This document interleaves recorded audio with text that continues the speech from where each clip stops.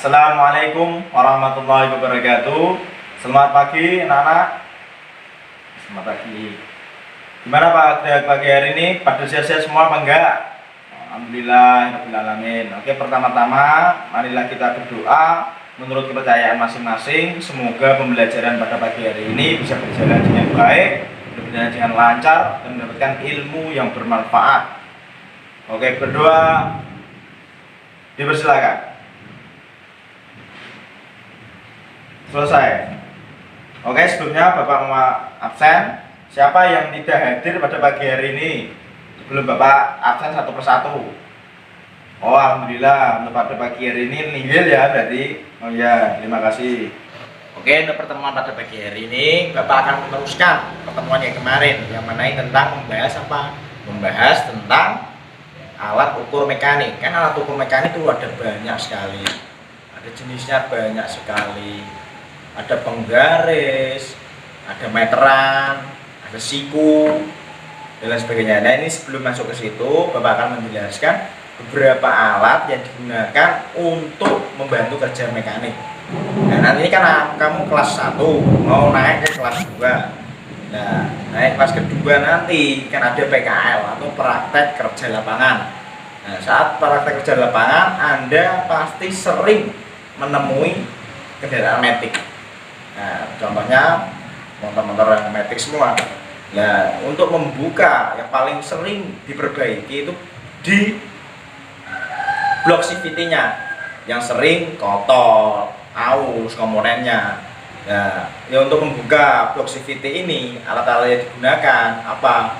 Nah, alat yang digunakan ada T, ada camshaft lock holder,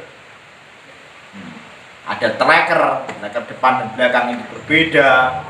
Nah, itu mukanya untuk yang sering aus. Nah, di kendaraan metik, nah, itu tadi apa? Pulinya itu tadi menipis. Kemudian rollernya ini kalau sudah lama penggunaan kendaraan ini pasti roller akan mencong. Nah, bentuknya tidak bunder rapi, ya bundar sempurna. Nah, kemudian ada V-bel atau fan bel.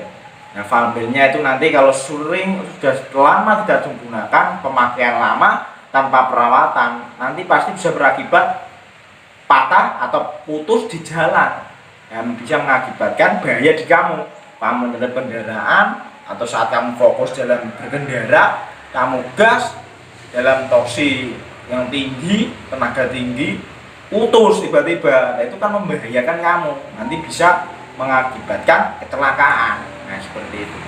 Nah, yang perlu diperhatikan tadi lorong, fan bel, asal rumah rollernya.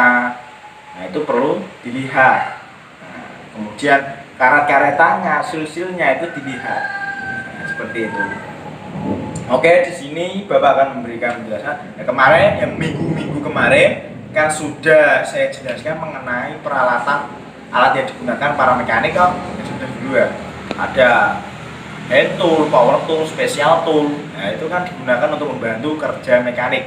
Kalau hand tool itu sebuah alat yang digunakan bisa menggunakan tenaganya sendiri, tenaga mekanik sendiri. Kalau power tool bisa menggunakan tenaga bantuan listrik yang bisa disalurkan dari listrik untuk mengubah energi listrik menjadi energi gerak dari peralatan yang kalian gunakan. Kemudian yang ketiga ada special tool. Nah, special tool ini yang digunakan yang tidak bisa dilakukan oleh alat-alat sebelumnya, alat-alat lainnya. Jadi alat ini didesain spesial untuk penggunaan tersebut. Contoh tadi untuk buka blok CVT, nah untuk buka pulinya tadi itu kan pakai bantuan tracker atau bantuan alat-alat di karang sendirilah. Bisa di bengkel nanti pakai kampas, kita gerinda, bergerigi, nanti kita bautkan dan kita buka. Nah, seperti itu. Nah, untuk pada pagi hari ini Bapak akan memfokuskan kepada materi tentang apa? Ya, tentang ini alat ukur mekanik. Nah, alat ukur mekanik itu apa? Nah, alat ukur mekanik sendiri itu sebuah alat. Nah, sebuah alat yang digunakan oleh para mekanik untuk membantu pengukuran. Nah, sifatnya pengukuran. Ya, yang suka balap, nah itu kan pasti tahu alat ukur sering. Nah, contohnya apa? Nanti ada jangka sorong. Ini nanti saya fokuskan ke situ. Yang pertama ada mistar baja, kemarin sudah Bapak jelaskan. Kemudian ada penggaris gulung atau meteran yang digunakan untuk memotong besi.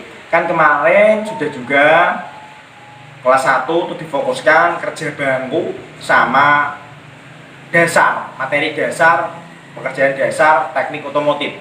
Itu difokuskan untuk kerja ya. Tadi Anda sering menggunakan penggaris gulung atau meteran tadi untuk mengukur besi untuk kerja bangku supaya Anda menghasilkan suatu kerja yang bisa digunakan bermanfaat untuk kayak ramai atau publik. Nah itu Anda desain memang untuk berlatih membuat suatu karya, yang bisa bermanfaat. Contohnya kemarin ada kursi yang bisa digunakan di kantin, ya toh.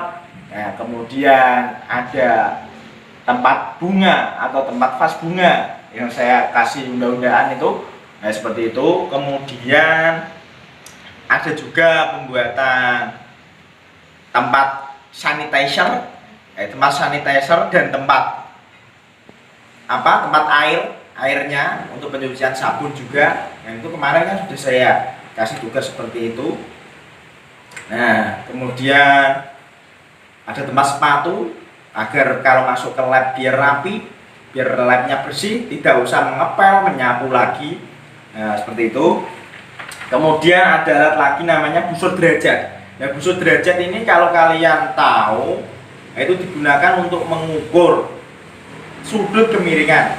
Kalau dulu sih saya teknik permesinan itu digunakan untuk mengikis pahat atau pahat yang digunakan untuk pahat rata, itu untuk bubut rata. Kemudian pahat ulir untuk membuat ulir yang disuka sekrup itu mas. Nah itu sekrup itu menggunakan pahat ulir.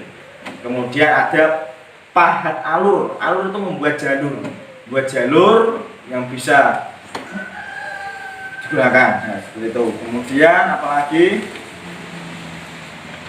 oke, ada offset caliper.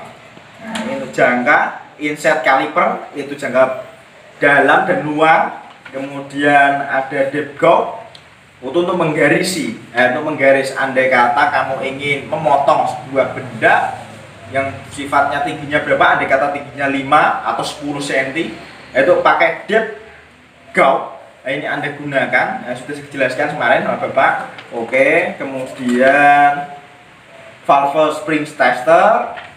Kemudian ada valve gauge, filler gauge yang kemarin yang sudah saya jelaskan. Filler gauge itu untuk mengukur celah klep. Nah, klep itu apa? Kemarin yang sudah saya jelaskan juga. Klep itu untuk mengatur tekanan bahan bakar dan sisa pembakaran yang dibuang. Klep in itu masuk, klep X itu untuk pembuangan atau exhaust.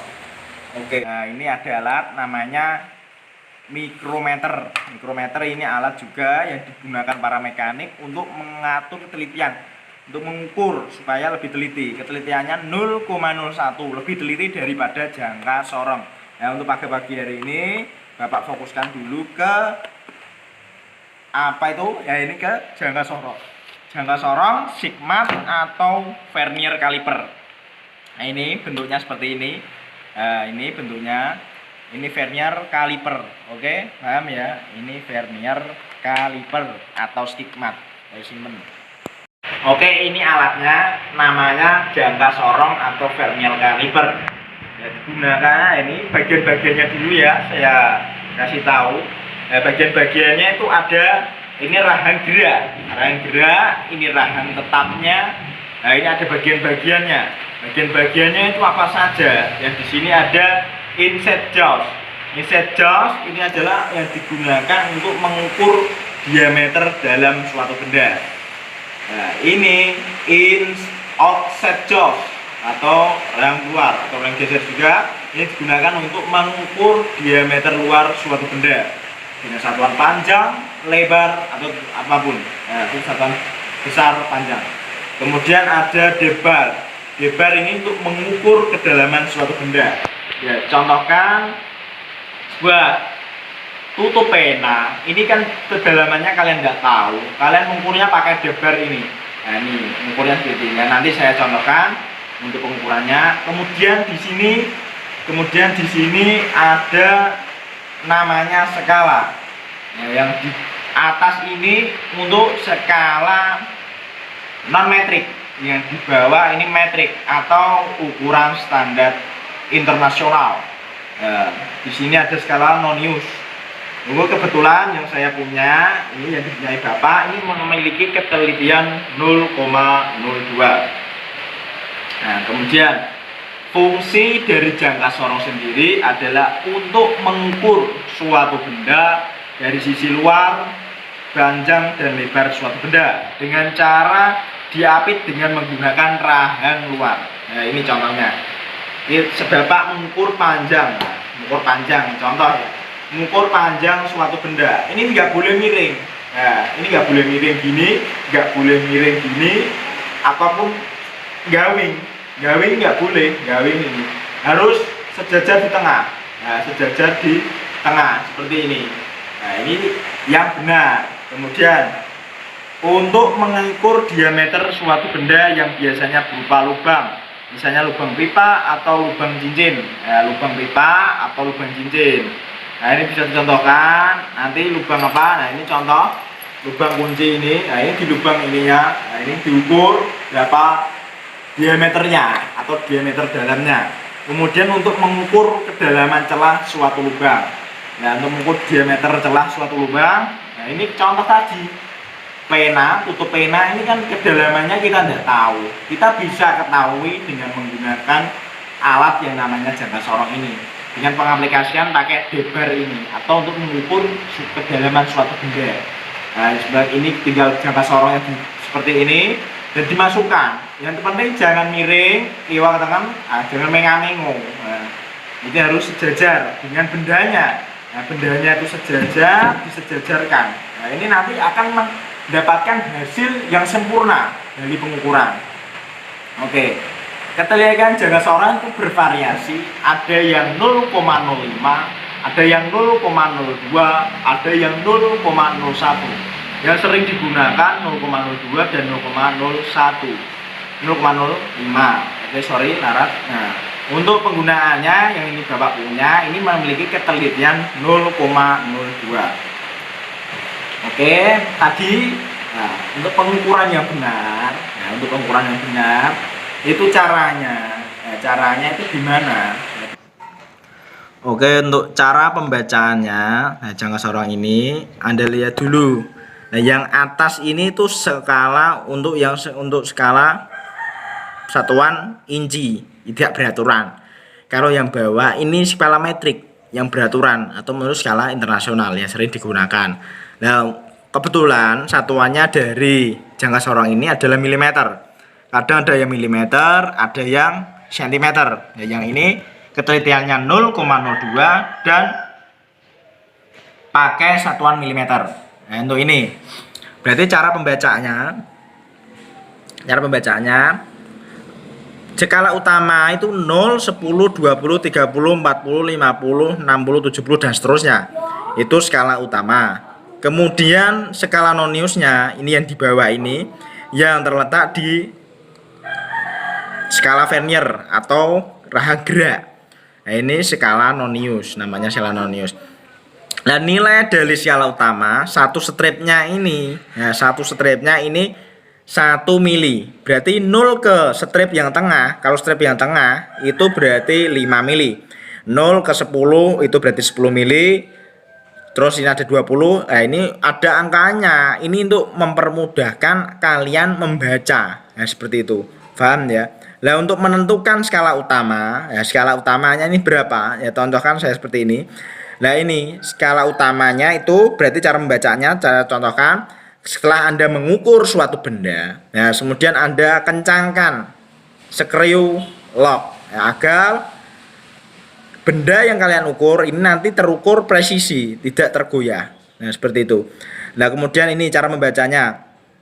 Titik 0, dari titik 0 hingga 0 pada skala Vernier yang terletak pada ruas atau garis keberapa pada skala utama akan menunjukkan angka nominal. Berarti 0 ini sejajar ke angka berapa atasnya. Nah, itu yang masuk ke skala utama itu depannya 0. Nah, berarti ini maksudnya berarti skala utama 20. Berarti skala utamanya 20. skala utama 20. Skala utamanya 20. Kemudian Anda tulis berarti skala utama 20 ya, skala utama 20 mili. Kemudian skala noniusnya, skala nonius. Nah, skala noniusnya itu yang bawah. Nah, skala nonius garis keberapa dari skala Vernier yang paling lurus dengan skala utama. Nah, ini skala nonius ini yang lurus garisnya dengan skala utama. Kita lihat mana yang paling lurus. Apakah 1, 2, 3, 4 atau 5. Nah, kalau di sini menunjukkan 5, berarti 0,5. 0,5 mili, berarti 20,5 mili. Nah, didapatkan nilai seperti itu karena ini 0 ke 1 strip, ini harga atau nilainya ini 0,02. Berarti kalau 0 ke 10 itu kita bisa hitung 0 ke 2 berarti 10, 20, 30, 40, 50. Berarti 1 mili itu bisa dibagi dari 50 strip. 50 strip skala nonius. Berarti harga nilainya satu stripnya itu berarti 0,02 mm. Berarti 0 ke 1 ini kan ada 5 strip, berarti 5 kali satu stripnya 0,02 berarti 0,10. Berarti ini membacanya itu 0,10, 0,20, 0,30, 0,40, 0,50, 0,60. Geser-gesernya itu berapa strip? Nah, satu stripnya ini nilainya saya buat gampangnya itu 2. Berarti andai kata ini kan memang di 5. Nah, ini keluar dari garis 5 satu strip saja. Berarti itu nilainya 0,52. Paham ya seperti itu? Nah, ini sudah saya contohkan seperti ini. Nah, paham? Nah, Bapak ulangi lagi sekali lagi. Nah, kita dulu contoh barangnya apa dulu. Nah, ini contoh ini barangnya. Nah, ini tempat itu tuyul. Kita ukur nggak boleh miring sini, nggak boleh miring sini, nggak boleh gawing. Harus pas, sejajar dengan apa yang kalian ukur. Nah, contoh ini barangnya. Kalian ukur, sudah tepat, kalian kunci, lock. Nah, lock screw. Nah, kemudian kalian angkat. Nah, setelah itu kalian lihat skalanya. Nah, kemudian kalian tulis kalau belum pertama skala utama. Nah, skala utamanya berapa? Nah, ini dilihat. Skala utamanya itu berarti yang ini tadi, seperti tadi, garis angka 0 pada skala Vernier yang terletak pada ruas atau garis keberapa. Nah, ini kan udah terlihat 80. 80 berapa? Dan ini kan 81. Nah, kalau ini masih belum beranjak ke 82 atau sudah melewati 81. Nah, ini yang ikut berarti yang depannya berarti 81 masih.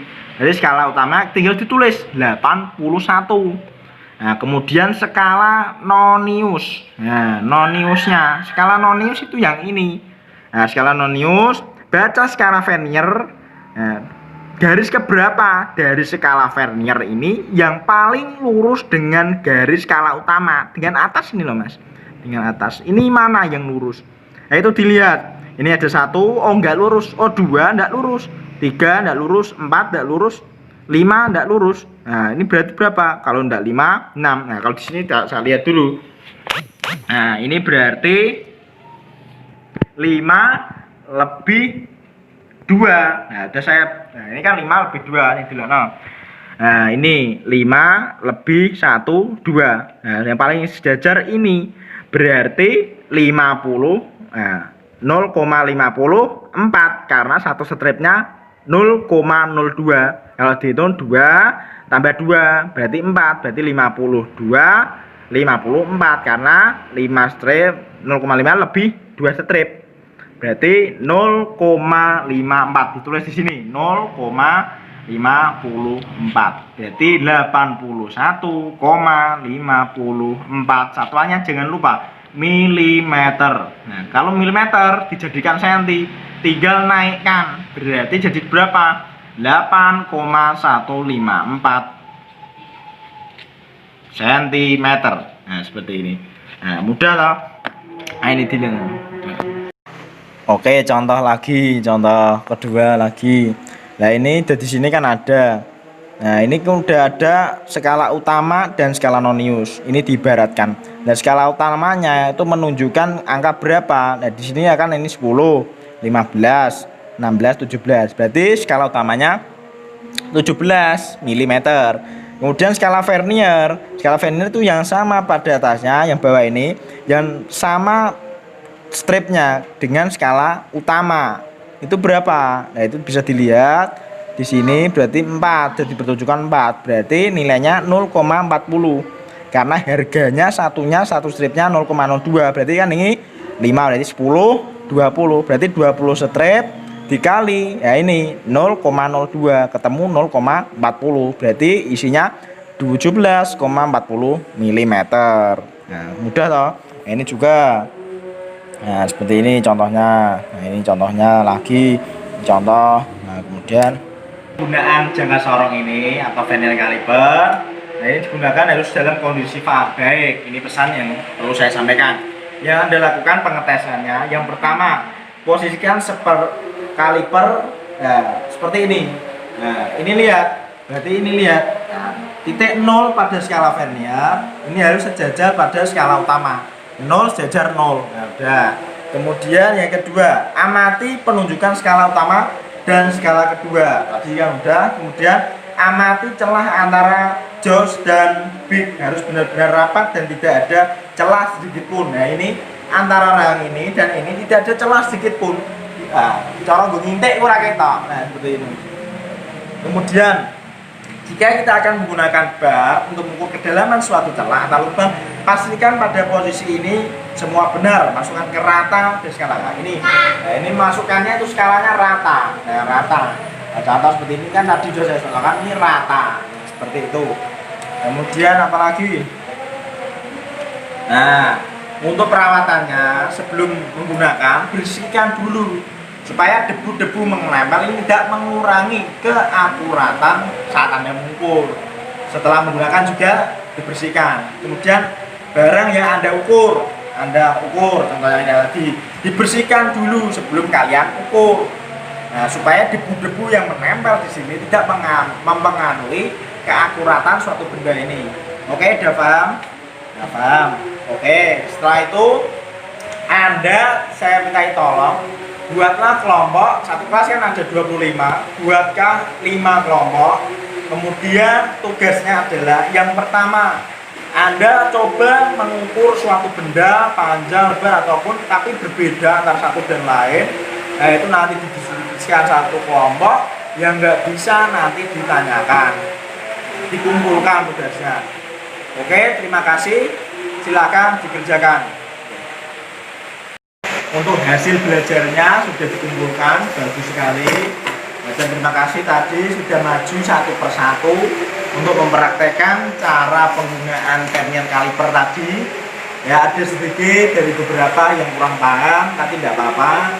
Nanti sesama teman sebaya saling memberikan informasi, membantu temannya yang kurang paham agar semuanya paham, bisa semua, dan nanti ke minggu depan kita bisa meneruskan ke mikrometer. Ya, untuk jangka sorong tadi seperti itu, tugasnya sudah dikumpulkan. Terima kasih. Ya, yang Bapak harapkan dari pertemuan pada pagi hari ini adalah yang pertama, Anda bisa mengetahui macam-macam alat ukur mekanik. Kemudian bisa mengetahui fungsinya dari alat-alat tadi. Kemudian yang ketiga, bisa mengaplikasikan atau menggunakan, diterapkan di pembelajaran yang akan datang. Jangan sampai lupa apa yang sudah diterangkan, apa yang sudah dikasihkan, itu jangan sampai lupa, diingat-ingat selalu, dimasukkan ke otak, ke hati, ke pikiran, supaya ingat selalu dan bermanfaat ilmunya. Oke, terima kasih pada pagi hari ini, info semoga yang bermanfaat dan menjadi anak-anak yang berbakti kepada orang tua, sehat selalu dan sukses. Wassalamualaikum warahmatullahi wabarakatuh.